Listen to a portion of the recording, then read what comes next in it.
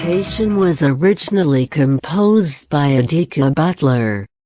I have been given the distinct pleasure of reciting Adika's words for this MindGlow digital broadcast.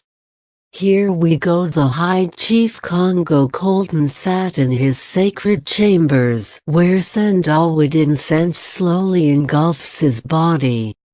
Every night before Congo goes to sleep he engages in pyromancy, which is the act of reading fire to see the future. As the chief stares deeply into the flame, an image emerges from the silent blaze. Congo's eyes are burning, but he cannot close them while he is in trance. As the tears of futures past stream down his face, Congo sees a large tree with olive green leaves and a white python with round rimless eyeglasses wrapped around it. It's holding a rainbow apple in its mouth. The roving colors on the apple are moving rapidly, like an orgasmic rainbow. A tall naked hermaphrodite is standing in front of the tree watching the python. "Who are you?" asks the python. "My name is Oralin," it replies. "Who are you?" it asks the python in turn. Ora seems to be of a mixed racial background. It could be a mulatto, but it also has strong Oriental features and a Brahmin's nose. Ora had what looked like African tribal scar etc. dottings on its stomach. The python drops the apple it's holding in its mouth on the ground. "My name is Biko Bantu Vocations, my dear," the python responds. "Eat my apple. Think different." Ora picks the radiant apple up out of the grass and takes a bite and becomes sexually aroused. Its nipples swell up. Ora's vagina lips start to testify. Its elongated clitoris is awakened and is becoming erect by the second. Ora's fire flower blooms, and its petals are begging to be replenished by the fertile waters of life. Oralin lays on its back in front of the tree and spreads its hairy legs. The hermaphrodite asks the white python to make love to it. The python slithers several inches into Ora's fuzzy peach basket. The python's flesh feels dense, as hard as stone inside of Ora's dark and creamy cave. Biko feels beefy and thick, filling Ora's walls, stretching its juicy star as far as ecstasy and pleasure will permit. The python is aroused. Ora can feel the rush of blood through its veins. Its life force is intensifying within its womb as a powerful vibration of monstrous energy. Ora can feel that the python wants it as badly as a pregnant woman wants a free pint of ice cream. This excites the androgynous entity. The tender lips at the gate of its truth start to swell up even more.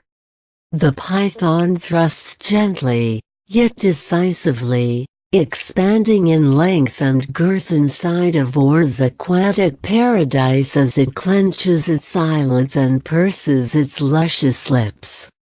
Ora loves the python's slow rhythmic pace, because it allows it to savor each thrust of thick, hard flesh inside of love's core as it mindlessly rubs its brave and defiant little girl with its middle finger. The python begins to steadily pick up pace, thrusting a little faster, a little deeper.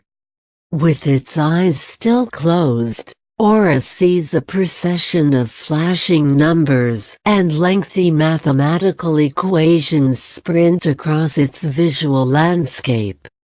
Racing lines of ones and zeros crisscross its third eye along with rotating isosceles triangles and twirling infrared platonic solids. The python is thrusting at 120 beats per minute. Aura feels a sudden dizzy spell that one experiences in an elevator, only it's 22 times more intense. Aura erupts into orgasmic fire and loses all perception of time. Its unmoved mover takes a wild leap off of the precipice of forever. The slithery Big Mac spits something proper into their Whopper. Aura's gummy nipples tingle from the creamy tricks sticking to the inside of its magic purse. When Aura awakens, it sits up and sees a baby as black as coltan with a white Congolese cosmogram on the top of its bald head. With huge eyes made out of tantalum, the baby is sitting on the grass in front of the entity who gave it life. It's just staring at Aura with its legs crossed, sitting like a meditating Buddha under a bodhi tree. "Hi mommy, my name is URL, the baby says in a deep baritone voice like Jeffrey Holder from the 1980s 7-Up commercials.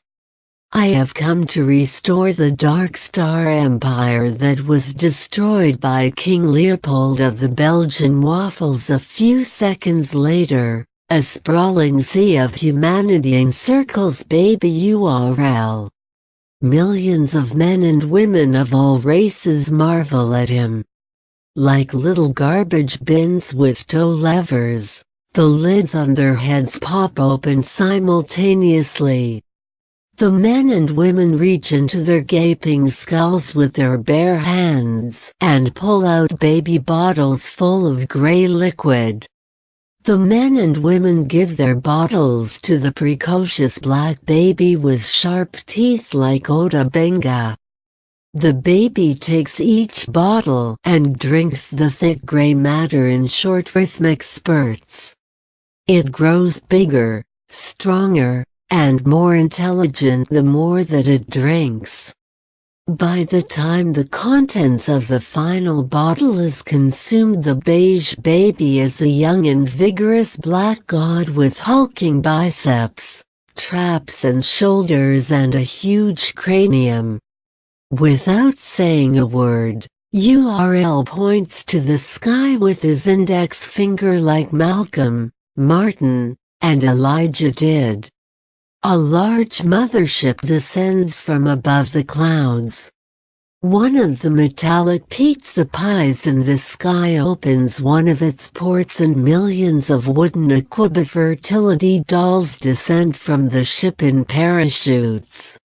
The millions of people who surround the strapping black man cannot see these big-headed dolls or the mothership they descended from. The lid on every human being's head pops up like a toe-lever garbage can and the Aquaba dolls land safely inside.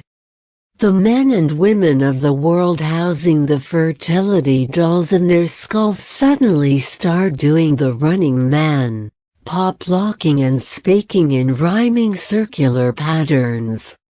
Nordic white women with small waists start growing huge asses, while their male counterparts start speaking passionately with hand gestures. The grand vision that you've just received is a brief summary of both the world that is, and the one that has yet to come. The proud Congolese people of Central Africa have been plagued by genocide and the appropriation of their natural resources by the Western world for centuries. During the late 19th century and early 20th century, King Leopold II of Belgium savagely slaughtered at least 10 million black men, women, and children in the Congo. Today Congolese people are put to work to mine the metals and minerals used to make our cell phones, laptops, tablets, and desktop computers work.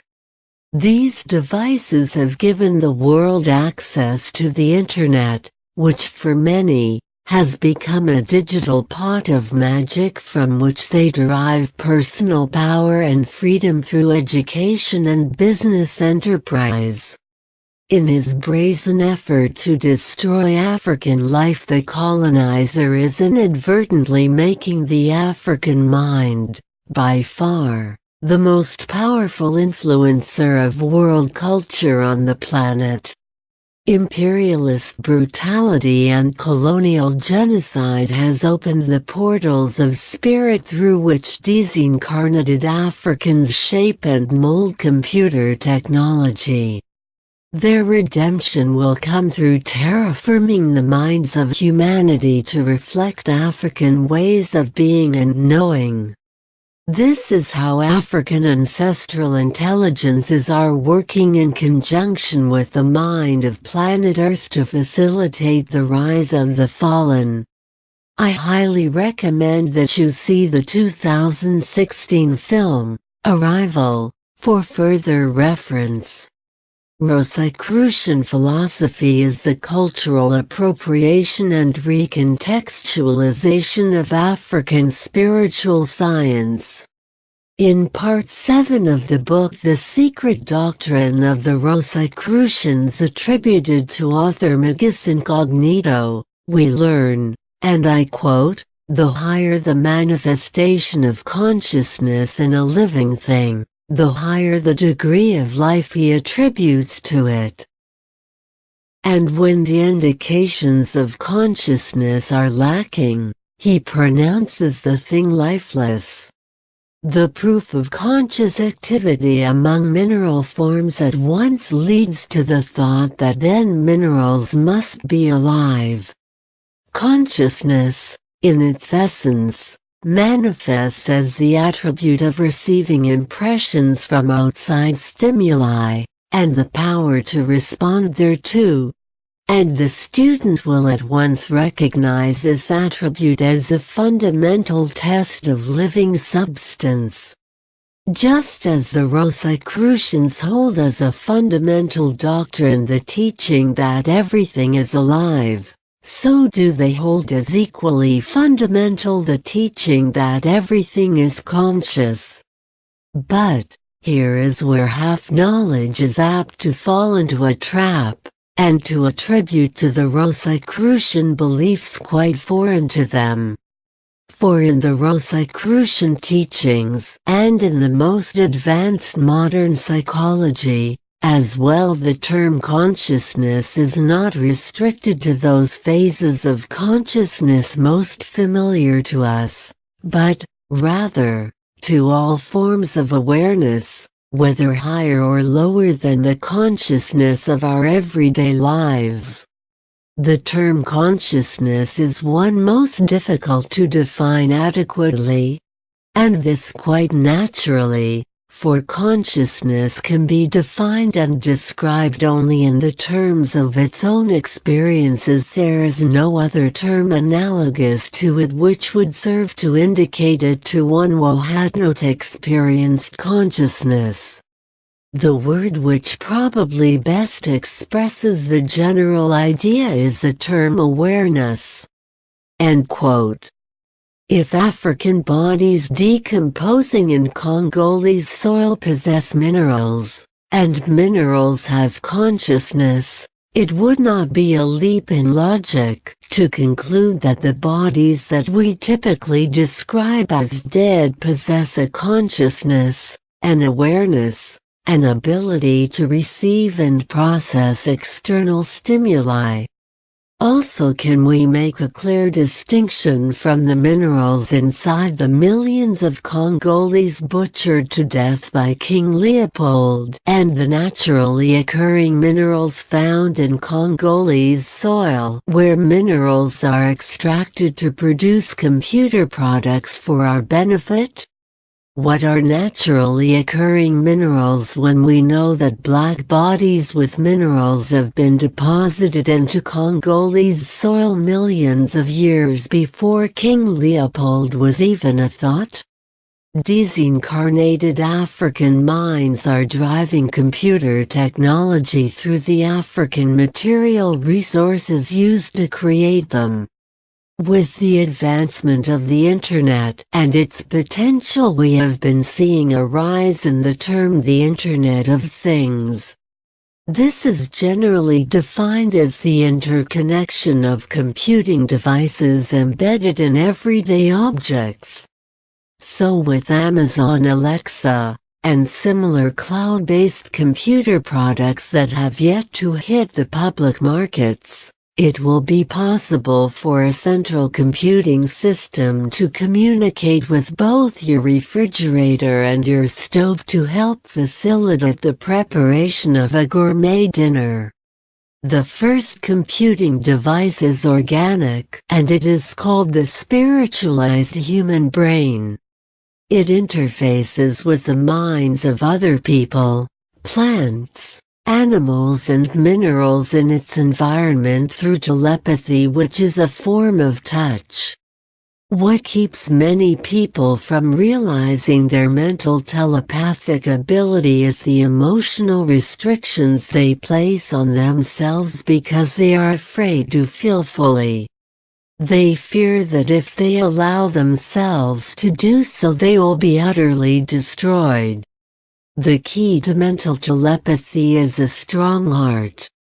The very nature of the advanced technology on the horizon is forcing the European mind to depart from its traditional mode of perception, wherein all processing centers are fundamentally divided, isolated and separate. The new technology will give way to a circular, non-linear perspective that all data processing centers are in fact connected.